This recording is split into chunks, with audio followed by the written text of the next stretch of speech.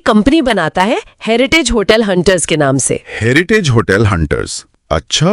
और वो करण मल्होत्रा को उसी होटल में, उसी पुराने होटल में निवेश करने का लालच देता है। उसे यकीन दिलाता है कि ये जगह जितनी रहस्यमयी है उतनी ही फायदेमंद भी हो सकती है। मतलब सीधे शेर की मान में घुसने का प्लान। हाँ, ये रणनीति बहुत सोच समझ कर बनाई गई थी। वो करण के अहंकार और उसके पैसे के लालच का फायदा उठाता है।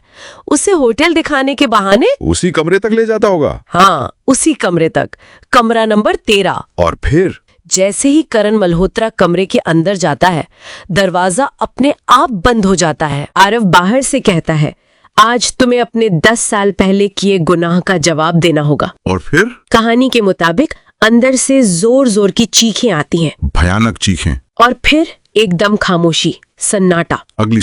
अगली सुबह जब कमरा खोला जाता है तो करण मल्होत्रा गायब। वो वहां नहीं है। गायब? कहाँ गया? किसी को नहीं पता।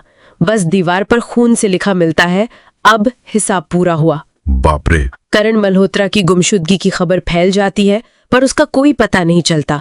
और कहते हैं कि बहन की आत्मा, वो पहली बार मुस्कुराई और फिर गायब हो गई, ये कहकर कि अब मैं जा सकती हूँ। तो एक तरह से न्याय तो हुआ, लेकिन तरीका बहुत अलग था, अलौकिक। हाँ, न्याय का एक चक्र पूरा हुआ। इस कहानी से एक बात तो साफ है कि अन्याय का हिसाब वो कभी ना कभी होता जरूर है, भले ही तरीका हमारी सोच से, समझ से बिल्कुल परे हो। सही बात है, बुरी कर्मों का लेखा जोखा कहीं ना कहीं तो लिखा जा रहा होता है, लेकिन ये हमें सोचने पर भी मजबूर करता है कि क्या ये वाकई न्याय था या ये सिर्फ एक बदला था। अच्छा सवाल है। जिसे एक आत्मा ने अंजाम दिया। क्या इसे हम पारंपरिक न्याय कह सकते हैं?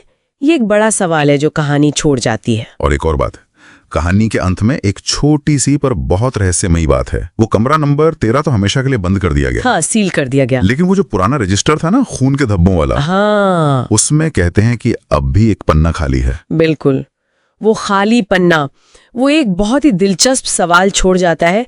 क्या हिसाब वाकई पूरा हो गया है या कहानी अभी बाकी है? हाँ, या कहानी का कोई और अध्याय है जो अभी लिखा जाना बाकी है। ये वो विचार है जिसके बारे में श्रोता सोच सकते हैं।